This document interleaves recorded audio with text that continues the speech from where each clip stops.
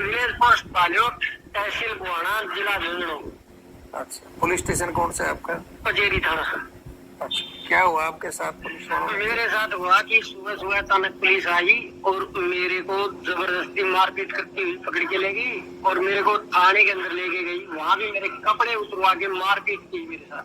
अच्छा, जब पुलिस आई तो आपने बताया नहीं कि मैं फौजी हूँ, बोला नहीं? मैंने बोला मैं फौजी हूँ, ऐसे ऐसे है। बोले ऐसी फौज हमारे घंटे में चढ़ती है, फौज बहुत घूम रही है इधर, कुत्ते है फौज, तो फौज क्या चीज है।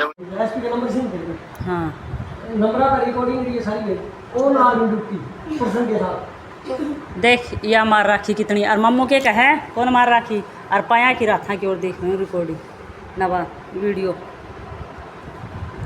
दिखा अच्छा की ये चीज की फोटो भेजे। आप गए थे? हाँ। आज ही मैं गई थी। मैं इनको घर से मैंने ही बोला तो वो बाहर से बोले कि फौजी कहाँ है। मैंने बोल दिया अंदर है, क्या काम है। बोले कि आपकी कंप्लेंट है। वो क्या कंप्लेंट है जी? बोले उसको निकाल बाहर। तो मदर चौथ को मेरे साथ देखा तो उसने आके सीधे ओल में से हाथ पकड़ा और उधर ही मारने लगे। फिर बच्चे चिल्लाने लगे मेरे पापा की क्यों पिटाई कर रहे हैं, रोने लगे। मैं भी रोने लगी और कैमरे के सामने इसको मारते हुए बाहर की तरफ लेके गए। और जय हिंद, जय भारत, वंदे मातरम। मैं रविंद्र फौजी। साथियों, कल रात को मैंने एक वीडियो डाला है, लेकिन रात को आप लोग सो गए होंगे, इसलिए मैं एक बार फिर ये वीडियो डाल रहा हूं। राजस्थान झुंझुनू में कल एक सेना के ऑन ड्यूटी जवान जो छुट्टी आए हुए थे और उनको पुलिस वालों ने मारा है। सुबह सुबह 6:30 बजे ही वो उसके घर पहुंचते हैं और उसके घर में जाकर उसके बीवी बच्चों के सामने उसको थप्पड़ मारते हैं, गाली गलौज करते हैं, फिर पकड़कर उसको खींचकर लाकर गाड़ी में बैठाकर थाने में ले जाते हैं और वहां थाने में नंगा बैठाकर वहां गाली गलौज भी करते हैं और उसके साथ मारपीट भी करते हैं। जब उनकी पत्नी जाती है तो उसको भी बोलते हैं चली जा, नहीं तो तेरे को भी अंदर कर देंगे। ये वीडियो मैंने कल भी डाला था, आज एक बार फिर मैं डाल रहा हूं। मैं आप लोगों से एक चीज कहना चाहता हूं कि कम से कम कुछ नहीं कर सकते तो वीडियो को देखकर शेयर कर दो। और एक चीज और है कि हमारा फौजी आदमी इतना मजबूत होते हुए भी इस तरह की मार खाकर चुप हो जाता है। उसका कारण क्या है कि उसको लगता है कि यार मैं इतने ही दिन की तो छुट्टी आया हूं और अगर मैं कोर्ट कचहरी के चक्कर काटता रहा, पुलिस स्टेशन के चक्कर काटता हुआ तो मेरी छुट्टी बर्बाद हो जाएगी। ऊपर अधिकारियों को बताए तो बोलेगा क्यों पंगे ले रहा है, चुपचाप वापिस आ जा। और इसीलिए इस तरह की घटनाएं फिर दोहराई जाती हैं। आज आपको मैं इस वीडियो में एक चीज बताऊंगा कि माननीय सुप्रीम कोर्ट, हमारे सुप्रीम कोर्ट ने कल ही कारगिल के मौके पर जो हमारे एक जज साहब हैं, उन्होंने, वो नालसा के अध्यक्ष हैं और उन्होंने घोषणा की है कि हमारे फौजी भाई जो बॉर्डर पर हमारे लिए जान देते हैं, लड़ते हैं, मरते हैं, तो हमें भी इनके लिए कुछ करना चाहिए। तो उन्होंने कल एक स्कीम लॉन्च की है और उस स्कीम के तहत फौजी आदमियों को फ्री ऑफ कॉस्ट न्याय मिलेगा, वकील मिलेंगे और उनकी सुनवाई फर्स्ट प्रायोरिटी पर होगी। चाहे वो उनके इस तरह के पुलिस के द्वारा झगड़े हों, चाहे जमीन के झगड़े हों या कोई भी झगड़ा हो, सुप्रीम कोर्ट ने कहा कि वो इतनी छुट्टी आते हैं, उनकी छुट्टी बर्बाद ना हो, उनको एक कमेटी न्याय दिलाएगी और उनको कोर्ट में आने की भी जरूरत नहीं है। वो अपनी आराम से ड्यूटी करें, देश सेवा करें और उनके लिए हम लड़ें। इस तरह की एक कमेटी बनाई गई है। आज मैं उस विषय में भी चर्चा करूंगा, लेकिन उस कमेटी की आपके पास जानकारी नहीं होगी और आपके दिमाग के अंदर जो डिसिप्लिन के नाम पर डर बैठा हुआ है, तो आप पिट कर भी चुपचाप चले जाते हो और इसीलिए फिर ये लोग, चाहे वो पुलिस वाले हों चाहे दबंग हो, आपको इसी तरह मारते हैं। और हमारी कमेटियां बनी हुई हैं, लेकिन कुछ तो आप उन कमेटियों में जुड़ते नहीं हो। लोकल में आपके गांव घर में चाहे 5 हो 10 हो, आसपास में फौजियों के ग्रुप बनाकर रखो। फिर डिस्ट्रिक्ट लेवल में, फिर स्टेट लेवल में, फिर इंडिया लेवल में, जहां भी कमेटियां हैं जुड़ो। अरे कुछ नहीं करना, तुम कुछ नहीं कर सकते तो कभी छुट्टी आते हो तो 1 मिनट जाकर उनसे मिल लो, ताकि तुम्हारे साथ इस तरह की घटना हो तो तुम्हारी मदद करें। और कमेटियों से भी कहना चाहता हूं, मैंने कल भी कहा था, आज भी कह रहा हूं कि आप ये 26 जनवरी की, 15 अगस्त की रैलियां, ये कारगिल दिवस की रैलियां बड़े शान से निकालते हो। कल पूरा देश फौजियों के लिए तिरंगा लहरा रहा था, सम्मान दिखा रहा था और दूसरी तरफ राजस्थान के 2 पुलिस वाले तुम्हारी फौजियों की ऐसी तैसी कर रहे थे। उन्होंने बोला कि वो बोला बंदा कि मैं फौजी हूं, छुट्टी आया हूं। बोले फौजी मेरे घंटे पर चढ़े, कुत्तों की तरह डोल रहे ऐसे फौज। ये शब्द बोले गए और तुम उन चाय पानियों में, टी पार्टियों में बिजी हो। कोई पार्टी आ जाती तो नेताओं के चक्कर काट रहे हो, फिर वो कमेटियां किस काम की? ये शब्द सुनेंगे तो हमारे बहुत से कमेटियां वाले खुंदक खाते हैं। मेरे को बोलेंगे जी रविंदर जी आप तो ऐसे ही बोलते हो कमेटियों के लिए, आप क्या करते हो, बैठे बैठे वीडियो बनाते हो। अरे आज जो मैंने कर दिया, मैंने वो कर दिया जो इनको हिलाकर रखा है ऊपर से नीचे तक। और इसी वजह से देश में कितने ही चैनल चल रहे हैं, कितनी कमेटियां चल रही हैं, लेकिन रविंद्र फौजी का ही वो चैनल बंद कर दिया गया। रविंद्र फौजी के ऊपर ही FIR कर दी गई, क्योंकि मैं जिस मुद्दे के पीछे पड़ता हूं उसके पीछे पड़ जाता हूं और अंत तक उसका निर्णय निकाल कर रहता हूं। पत्थर कितना भी सख्त हो, अगर उस पर लगातार रस्सी घिसती है ना तो पत्थर को भी काट देती है, और वो काम मैं करता हूं। लेकिन उसके लिए अगर मैं बोल देता हूं कि मैं मेरे को तन मन धन से सपोर्ट करो, मेरी सहायता करो, तो बहुत से आदमी बोले अरे यार रविंद्र फौजी तो पैसे की बात करता है। बगैर पैसे मैं भी कोई टाटा बिरला नहीं हूं। कुछ लोग मेरा सपोर्ट करते हैं इसलिए लड़ रहा हूं, और अगर आप मेरे को मजबूती से सपोर्ट करते तो आज तक मैं बहुत कुछ बदल देता। लेकिन हमारे साथ में कोई आता नहीं, सपोर्ट नहीं करता। जय हिंद, हम साथ हैं, और फिर पीछे से निकल लेते हैं जब जरूरत पड़ती है। तो सर पुलिस ने आज तो मारा, आज वहां मारा, थोड़ा बात करो ना थाने में, SP से बात करो ना। तो आज मैं एक बार फिर कहूंगा, जिन लोगों को लगता है कि रविंद्र फौजी की लड़ाई सही है और उनका सपोर्ट करना चाहिए, तो मेरा नंबर है 8290354513 82 90 35 45 13। ये मेरा फोन पे और पेटीएम से जुड़ा हुआ है, ये मेरा बारकोड। भाई जो आपसे हो सकता है महीने 2 महीने में सपोर्ट करते रहो, ताकि हम इस चैनल को भी बड़ा कर सकें। एक ऐसी टीम जो इन घटनाओं के लिए आपकी सहायता कर सके। लेकिन बगैर फंड तो भाई साहब 2021 में सर आपसे जुड़े थे, और अब मैं फिर जुड़ रहा हूं क्योंकि अब मेरे साथ फिर घटना हो चुकी है। ये करोगे तो भैया रविंद्र फौजी भी अकेला कुछ नहीं कर सकता। फिर मैं मेरे हिसाब से जो कर रहा हूं वो भी मैं मेरी ताकत से बहुत ज्यादा लड़ रहा हूं, और इसी लड़ाई की वजह से मैं बड़े लोगों के दिमाग की किरकिरी बन चुका हूं। इसलिए वो लोग मुझे दबाने की सोच रहे हैं, और जिन लोगों के लिए मैं लड़ रहा हूं वो सिर्फ जय हिंद बोलकर निकल लेते हैं। मैं फिर कह रहा हूं, कोई बात नहीं, आप सपोर्ट नहीं कर सकते तो सिर्फ वीडियो शेयर करो और इस चैनल से जुड़कर रहो। अरे कम से कम इसको सब्सक्राइब तो कर लो, वो चैनल बंद कर दिया गया है, इससे तो जुड़ जाओ, ताकि आप तक ये सूचनाएं तो पहुंचेंगी कि आपके साथ ऐसा अन्याय अत्याचार होता है तो आप शिकायत कहां कर सकते हो। कोर्ट में, कानून में सरकार ने बहुत कुछ बनाया है, लेकिन तुम्हें पता ही नहीं। तुम्हें नीचे ही वो कमेटियों के या आसपास के लोग आते हैं, अरे यार तेरी छुट्टी खराब हो जाएगी, चुपचाप चला जाना, तेरी नौकरी खराब हो जाएगी। नौकरी खराब होना आसान नहीं है। कोई आपको नौकरी, जितना नौकरी में लगना मुश्किल है उससे ज्यादा बाहर करना मुश्किल है। लेकिन आपके अंदर जो, दिमाग के अंदर जो दिल में डर बैठा हुआ है, उस डर का फायदा उठाते हैं ऐसे लोग। मैं फिर कह रहा हूं, मैं सेना, पैरामिलिट्री फोर्स और पुलिस फोर्स के सभी जवानों के लिए लड़ता हूं, बगैर किसी भेदभाव के। बहुत से हमारे साथी मेरे को कहते भी हैं कि सर इन पुलिस वालों के लिए मत लड़ो। ऐसा नहीं है। बहुत से पुलिस के जवान, बहुत से अधिकारी, चाहे सेना, पैरामिलिट्री फोर्स के, सब मेरे से जुड़े हुए हैं, और सब हमें सलाह भी करते हैं, देते हैं और सपोर्ट भी करते हैं, जो अच्छे लोग हैं। लेकिन कुछ एक लोगों की मानसिकता इस वर्दी के प्रति इतनी गिरी हुई है कि वो, उनको लगता है कि यार फौजियों की तो रिस्पेक्ट होती है, हमारी नहीं होती। तुम्हारे इन्हीं कारनामों की वजह से, जो तुम ये रेडी रिक्शा से 10-10 रुपए की उगाई करते हो, जनता के साथ जो तुम ये बर्ताव करते हो, इसलिए तो लोग इस खाके की इज्जत नहीं करते हैं। और खाके की इज्जत अगर करवानी है तो खाकी के जो बड़े अधिकारी हैं या अच्छे लोग हैं, वो ऐसे लोगों को, भाई साहब आप उनको सबक सिखाओ, तब वो लोग सुधरेंगे।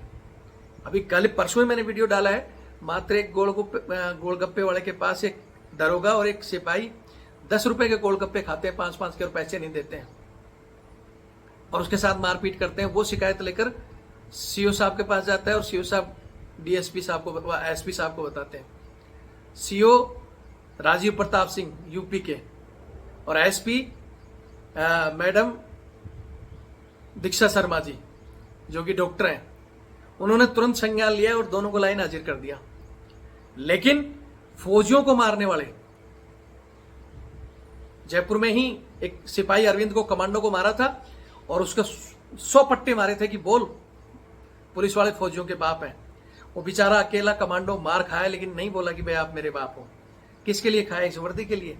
और बाकी लोग, हमने धरना दिया, वहां पहुंचे ही नहीं। मैं कमिश्नर साहब के पास गया, कमिश्नर साहब बोलते हैं क्या करें भैया, और राजवर्धन जी ने उस समय दिखाया था बहुत तगड़ा रोल। हमारे जो एमपी हैं, खेल मंत्री भी रहे हैं, खुद कर्नल से रिटायर हैं, उन्होंने पुलिस वालों को हड़काया था, लेकिन हड़का कर ये कहकर छोड़ दिया कि ठीक है आइंदा ये लोग नहीं करेंगे। अगर उसी समय वो जो बंदे थे अगर उनको सस्पेंड किया जाता, बर्खास्त किया जाता, तो दोबारा इस तरह की घटना नहीं होती। लेकिन मंत्री जी ने छोड़ दिया।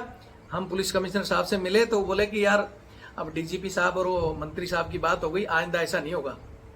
काश उस समय उनको पनिशमेंट दी जाती, क्योंकि वो मंत्री जी ने एक तरफ तो ये भी कह दिया, दूसरी तरफ वो खुद ही सरकार में है, इसलिए आगे कुछ हुआ नहीं।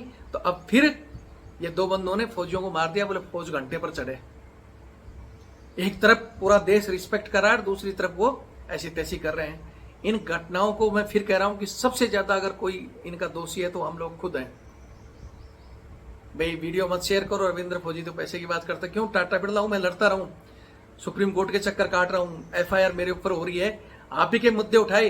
किसी भी वीडियो में अगर मेरा इंडिविजुअल कोई मुद्दा हो तो मेरे को बताना सर ये आपका इंडिविजुअल मुद्दा है। कभी मैंने इसका इंडिविजुअल के लिए इसका वो नहीं किया। लेकिन आधे लोग तो चिढ़ते हैं कि अगर रविंद्र फौजी का सपोर्ट कर दिया तो भविष्य में वो हमारे लिए सिरदर्द बढ़ जाएगा। क्यों? क्योंकि मैं न्याय की बात करता हूं, चाहे वो कहीं भी हो। तो मेरे साथ तो वो लोग जुड़े जो न्याय और इंसानियत की बात करते हैं, और ऐसे पुलिस वाले जो फौजी के साथ इस तरह का बर्ताव कर रहे हैं, वो सिविल जनता को तो किस तरह गाली गलौज करते होंगे, किस तरह मारपीट करते होंगे। क्या आपको लगता है ये चीजें सही है? अन्याय के खिलाफ नहीं बोलना भी मूर्खता है और कायरता है। बोलते हैं ना कि शेर सिंह दाढ़ मारकर एक ही बार मरता है, लेकिन वो कायर की मौत नहीं मरता। और जो कायर होते हैं रोज रोज इस तरह जमीर बनाकर गिरते हैं और मरते रहते हैं। तो अगर कायर बनना है तो दूर रहो, और आपको लगता है कि नहीं आपकी लड़ाई सही है तो हमारे से जुड़ो। नहीं जुड़ना तो मैं फिर कह रहा हूँ चैनल से जुड़कर रहो, मेरा नंबर सेव करके रहो, कभी जरूरत पड़ती है तो बताना, हम जरूर आपके लिए लड़ेंगे। ठीक है, फिर कह रहा हूँ अच्छे लोग भी हैं। मैंने कल भी बताया था कि कल भी एक फौजी यूपी में कोई छोटी सी घटना हुई थी और वो मेरे से बात कर रहा था कि सर मेरे को पुलिस उठा कर ले आई, बंद कर देंगे मेरे को। लेकिन वो मेरी आवाज़ सुन गई, वहाँ कोई पुलिस वाला बैठा था, तुरंत बोला कि ले मेरी बात करा। और वो मेरे से बात किया तो बोला सर मैं खुद समझता हूँ कि फौजियों को इतनी छुट्टी मिलती है और हम परेशान नहीं करने चाहते, हम इनको 10 मिनट में छोड़ देंगे, आप इनको बुलाओ थोड़ा शांत रहें। और फिर 10 मिनट में उसको छोड़ दिया। तो बहुत अच्छे लोग भी हैं, रिस्पेक्ट करते हैं यार, मिलते हैं तो आओ फौजी साहब चाय पानी पियो, कहीं आते जाते हैं तो भी रिस्पेक्ट करते हैं। अरे भाई ये फौज और पुलिस क्या है, वो अंदरूनी सुरक्षा कर रही है, हम लोग बाहर बॉर्डरों की सुरक्षा कर रहे हैं। इतना ही फर्क है कि हम बड़े भाई हैं, आप छोटे भाई हो। लेकिन अगर आप हमारी इस तरह माँ बहन की गालियां दो, इस तरह हमें घंटे पर रखो, तो फिर क्या होगा यार। आज हम हैं, कल तुम्हारा भी बच्चा जा सकता है, कल तुम्हारे परिवार का भी जा सकता है। रिस्पेक्ट करो इस वर्दी की। ये बोलते हैं ना सेना देश का ताज होती है, और उस ताज के ऊपर आप इस तरह की उंगली उठाओगे तो फिर आप उठाने वाला और मौन रहने वाला सब दोषी है। मैं फिर कह रहा हूं, यहां तक का वीडियो मैंने कल भी डाल दिया है, पूरी घटना उसमें भी डाली हुई है। ये राजस्थान झुंझुनू की घटना है जहां 2 फैमिलियों का झगड़ा होता है, और उस फैमिली के झगड़े में वो दोनों भाइयों की आपस में बहस होती है। अब उसकी दूसरे की फैमिली ने या किसी ने पुलिस को फोन किया और सुबह सुबह पुलिस आई। अब उसने क्या बताया क्या नहीं, वो आते ही फौजी अपने घर पे था। पुलिस जाकर उसकी फैमिली को बोलती कहाँ है फौजी, निकाल बाहर। तो बोलती जी अंदर है, क्या हो गया, क्या आप ऐसे कर रहे हो। तो जैसे ही बाहर आता है बोले इस मदरजात को बाहर भेज, इस तरह की गाली देकर बात करते हैं। और फिर भाई उसके बच्चों के सामने, बीवी के सामने थप्पड़ उप्पड़ मारते हैं, और फिर उसको घसीटते हुए पकड़कर कि चल थाने ले जाते हैं। रास्ते में भी थप्पड़ मारते ले जाते हैं, जो उसके कैमरे में कैद है। वहां ले जाकर नंगा बैठाते हैं। क्यों भाई, कितना बड़ा अपराध कर दिया था। जबकि कानून में है कि किसी भी फौजी आदमी को संगीन जुर्म के बगैर आप अरेस्ट नहीं कर सकते, या आपके पास मजिस्ट्रेट का कम से कम अरेस्ट ऑर्डर हो। लेकिन वही है दादागिरी, ले जाकर मतलब सुबह 6:30-7 बजे ले गए और शाम को 6:30-7 बजे छोड़ा। 12 घंटे बगैर किसी रिपोर्ट दर्ज करे उनको बैठा कर रखा और शाम को छोड़ दिया। SHO साहब तक नहीं मिलने दिया। अब पता नहीं SHO साहब को पता है या वहाँ के जो SP साहब है उनको पता है या नहीं है। तो मैं चाहता हूँ कि वहाँ SP साहब जिस तरह यूपी में एक गोलगप्पे वाले को मारने पर वो 2 लाइन हाजिर हो गए और उन पर जांच चल रही है, तो एक फौजी के मारने वाले को सस्पेंड करके इन पर जांच नहीं हो सकती, इनको नहीं किया जाएगा कुछ भी। लेकिन बात वही है, अब फौजी आदमी खुद घबरा रहा है कि सर उल्टा कहीं मेरे पे फिर दोबारा नहीं ठा ले जाए, मेरा क्या होगा। छोटा सा झगड़ा था और ये पुलिस चाहती तो वहीं सेट आउट कर बाहर आ सकती थी, या ले भी गए थे तो वहां आराम से बाहर जो बना हुआ है फौजियों के लिए या आम जनता के लिए वहां बैठाकर भी समझा सकते थे। इस तरह मारपीट का क्या मतलब है? अब मुकर भी जाएंगे क्योंकि कैमरे के आगे मारते नहीं, साइड में ले जाकर मारते हैं, ये भी चीजें हैं। लेकिन उनके कैमरे के आगे थप्पड़ मारे हुए रिकॉर्ड है, वहां की जनता ने देखा है, उसका क्या करेंगे? मैं फिर कह रहा हूं, हमारी कोई आपसे निजी दुश्मनी नहीं है, लेकिन इस तरह की घटिया हरकतें छोड़े राजस्थान पुलिस या ऑल इंडिया की कहीं भी पुलिस। और इन घटनाओं पर अगर हमारे बड़े अधिकारी मौन रहते हैं तो मैंने पहले कहा था, सिपाही पिटेगा तो फिर मेजर, लेफ्टिनेंट कर्नल, कर्नल और जनरल तक का नंबर आएगा। और आ चुका है कर्नल साहब तक। पटियाला में कर्नल साहब के साथ मारपीट हो चुकी है, अभी तक उनको इंसाफ नहीं मिला है। यूपी में कर्नल साहब को एक दरोगा ने पीट लिया, भाग गया, अभी तक क्या हुआ उसका? इसका कारण कहीं ना कहीं हमारी सेना के टॉप लीडर के अधिकारी राजनीतिक हस्तक्षेप में इतना मौन हो चुके हैं कि उनका कहना ही क्या। प्रधानमंत्री जी आज मन की बात कह रहे हैं, मैंने उनको ट्वीट भी किया है कि मन की बात में कभी सैनिकों की मन की बात भी सुन लो। अरे सैनिकों की नहीं तो इस वर्दी की तो सुन लो। वो पिटने वाला नत्था सिंह, जत्था सिंह या कंवर सिंह वो हमारा रिश्तेदार नहीं, लेकिन इस वर्दी के कारण हम उसके लिए बोलते हैं।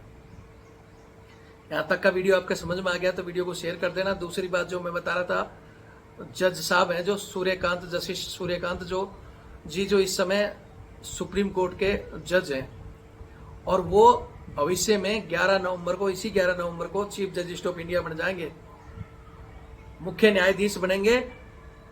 उन्होंने नालसा के तहत, नालसा पहले ही गरीब आदमियों के लिए न्याय दिलाने के लिए फ्री ऑफ कॉस्ट वकील के लिए वो बना हुआ है, और उस नालसा के तहत फौजियों को भी उसमें शामिल किया है कि भाई ये फौजी भी देश सेवा करते हैं तो हमें भी इनके लिए कुछ करना चाहिए। ये बेचारे आते हैं, चक्कर काटते हैं, इनकी छुट्टियां खराब होती हैं, ठीक से ड्यूटी नहीं कर सकते, इसलिए इनको कोर्ट कचहरी के चक्कर काटने की जरूरत नहीं। कमेटी होगी जो ऐसे किसी भी घटना का वो फौजियों का साथ देगी और वो इनको न्याय दिलाएगी फ्री ऑफ कॉस्ट। लेकिन ये चीजें आप तक पहुंचेंगे नहीं। ऑलरेडी उड़ीसा में बनी हुई है, एक डीएसपी साहब नियुक्त हैं। इस तरह इसमें यूपी में भी है, कमेटियां भी बनी हुई हैं, वो पुलिस ने बना रखी है कि भाई कोई भी होता है तो आप डीएसपी स्तर के या एसपी स्तर के अधिकारी को डायरेक्ट लिंक कर सकते हो। लेकिन बंदों को पता ही नहीं।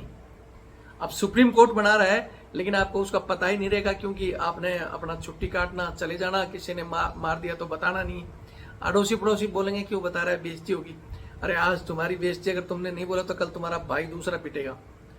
इसलिए ये जज साहब ने कल ही इसका उद्घाटन किया है और इन्होंने कहा है कि भविष्य में इसको और सही किया जाएगा और फौजियों को, चाहे वो जमीन के, चाहे वो अपने इस तरह के झगड़े, किसी भी झगड़े के लिए उनको न्याय दिलाया जाएगा। लेकिन ये चीजें आप तक पहुंचेंगी नहीं, और कैसे इनके पास पहुंचना है वो आपको पता नहीं चलेगा। मैं फिर कह रहा हूं कि कल कारगिल के दिवस के मौके पर ये सूर्यकांत जी जज साहब मौजूद थे और वहां के राज्यपाल साहब भी थे और भी सेना के अधिकारी तक मौजूद थे, जिसमें इसकी घोषणा हुई है। अब इसका फायदा आप उठा सकते हो या नहीं उठा सकते हो, क्योंकि जब आपको पता ही नहीं होगा, जैसे कल वो बंदा मार खा गया, डर भी रहा है कि अब मैं क्या करूं। अरे डरना नहीं है, मैंने बताया कि एसपी साहब को और एसएचओ साहब को एक एप्लीकेशन दो। नहीं सुनते हैं तो कोर्ट का रुख करो। लेकिन फौजी आदमी कोर्ट में इसीलिए नहीं जाता है कि चला मेरी छुट्टी खराब होगी, और फिर वकील इतना मुंह फाड़ते हैं, इतना पैसा मांगते हैं। वो बोलता है एक तो मार खाई, ड्यूटी खराब करो, उधर अधिकारियों भी सुनो और पैसा बर्बाद करो। इतना ही पैसा होता है, और ये सारा पैसा इज्जत से बड़ा नहीं होता। लेकिन हमारे यहाँ तो आजकल न्यूज बस यही देखी जाती है, ये आ रहा है, ये मिलने वाला है, बस आरोपी के और एमएसपी के पीछे पड़े हुए हैं। मैंने हमेशा कहा है कि जब आपकी रिस्पेक्ट अंदर होगी तो बाहर भी होगी, और रिस्पेक्ट होगी तो पैसा अपना आप मिलेगा। लेकिन फिर कह रहा हूं कि हमारे सैनिक वीडियो यहीं छोड़ देते हैं, उनको रिस्पेक्ट से खुद से मतलब नहीं है, इसीलिए हम अंदर क्या क्या कर रहे हैं क्या नहीं सबको पता है। एक चीज यहाँ जरूर कहना चाहूंगा, मेरे को किसी ने कल जो उदाहरण दिया था कि जैसे हम एक रेजिमेंट होती है, उसमें कंपनियां होती है, आपस में इंटर कंपनी कोई गेम वगैरह होता है तो आपस में कंपटीशन होता है तो दुश्मनों की तरह लड़ते हैं। लेकिन वही जब रेजिमेंट की टीम ब्रिगेड में लड़ती है तो वो दुश्मन एक हो जाते हैं, फिर वो ब्रिगेड में लड़ते हैं, फिर ब्रिगेड से कोर में। इस तरह आपके छोटे मुद्दों की या छोटी जो चीजें बनी हुई है, आपस में लड़ रहे हो, मर रहे हो, वहां तक का सीमित है। लेकिन ये जब बड़े मुद्दे आ रहे हैं, इनमें एक हो जाओ, कम से कम इस वर्दी के लिए एक हो जाओ। हमारे अधिकारियों को भी कहना चाहता हूं, मुझे पता है आप मेरे को टॉप लीडर का दुश्मन मानते हो, इसीलिए एफआईआर करके बैठे हो, चैनल बैन करवाया है।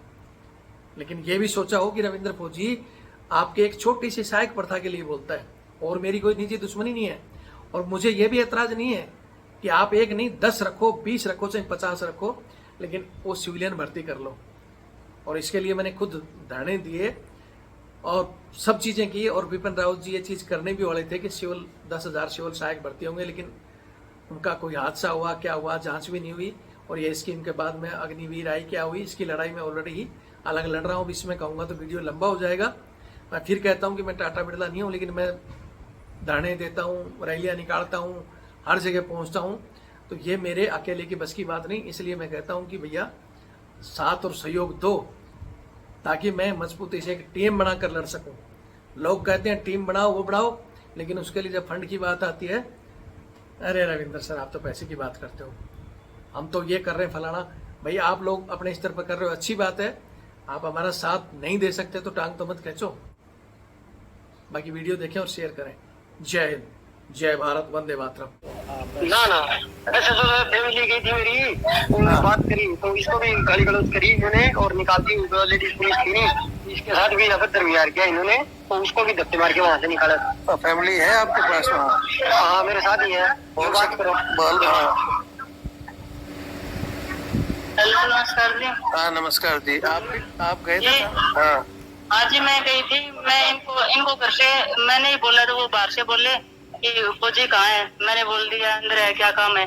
बोले कि आपकी कंप्लेंट है। वो क्या कंप्लेंट है जी? बोले उसको निकाल बाहर, तो मादर चौथ को। मेरे सामने ऐसे बोले उसको निकाल मादर चौथ को बाहर। मैंने जी बात क्या होगी, ऐसे बदतमीजी कैसे करे हो। इन्होंने इतने बार में इन्होंने देख लिया उधर से भी कौन बोल रहा है इतने अभद्रता से। इन्होंने देखा तो उसने आके सीधे ओल में से हाथ पकड़ा और उधर ही मारने लगे। फिर बच्चे चिल्लाने लगे मेरे पापा की क्यों पिटाई कर रहे हैं, रोने लगे। मैं भी रोने लगी और कैमरे के सामने इसको मारते हुए बाहर की तरफ लेके गए। और गांव के विचाले हमारे घर है, चारों तरफ के जेंट्स और लेडीज देख रहे थे। गाड़ी में बैठते टाइम उधर भी मारा इनको बहुत तेज, और ये इनके उधर ले जाके भी मारा। फिर मैं पीछे पीछे गई, किसी को लेके। छोटे छोटे बच्चे हैं मेरे पास, 6 साल से नीचे के बच्चे हैं मेरे पास 3। तो वहाँ पैसे साहब वगैरह से किसी से मिले क्या? मैंने बोला था जी मेरे को मेरी कंप्लेंट भी लिखो आप, और मेरे को मिलवाओ। आप जो यहाँ कोई बड़ा अधिकारी आपसे बैठता है ना, उससे मेरे को मिलवाओ। बोले आज छुट्टी पे यहाँ कोई नहीं मिलेगा, यहाँ तेरा क्या काम है, यहाँ कोई धर्मशाला नहीं है कि हमें कोई आएगा उसको कोई मिलवाते रहेंगे। मैं बोली सर आप तमीज रखो, मैं यहाँ काम से आई हूँ, मैं कोई डेली ना थोड़ी ना वो करती हूँ। आपने मेरा जो हस्बैंड है वो अरेस्ट कर रखे हैं, उसके लिए तो मैं आई हूँ। भाई आप क्या बात है, क्यों इतना वो कर रहे हो। तो बोले कि निकलो यहाँ से, और नहीं निकलेगी ना तो उसको बुलाओ, इसको भी अंदर करो। कहाँ से बोल रहे हो? बालोट से। पूरा एड्रेस क्या है? पूरा एड्रेस बताओ। विलेज पोस्ट बालोट, तहसील बुआना, जिला झुंझुनू। अच्छा, पुलिस स्टेशन कौन सा है आपका? पजेरी थाना। अच्छा, क्या हुआ आपके साथ पुलिस वालों ने? मेरे साथ हुआ कि सुबह सुबह अचानक पुलिस आई और मेरे को जबरदस्ती मारपीट करती हुई पकड़ के ले गई, और मेरे को थाने के अंदर लेके गई। वहाँ भी मेरे कपड़े उतरवा के मारपीट की मेरे साथ। अच्छा, जब पुलिस आई तो आपने बताया नहीं कि मैं फौजी हूँ? बोला नहीं? मैंने बोला मैं फौजी हूँ, ऐसे ऐसे है। बोले ऐसी फौज हमारे घंटे में चढ़ती है, फौज बहुत घूम रही है इधर, कुत्ते है फौज, तो फौज क्या चीज है।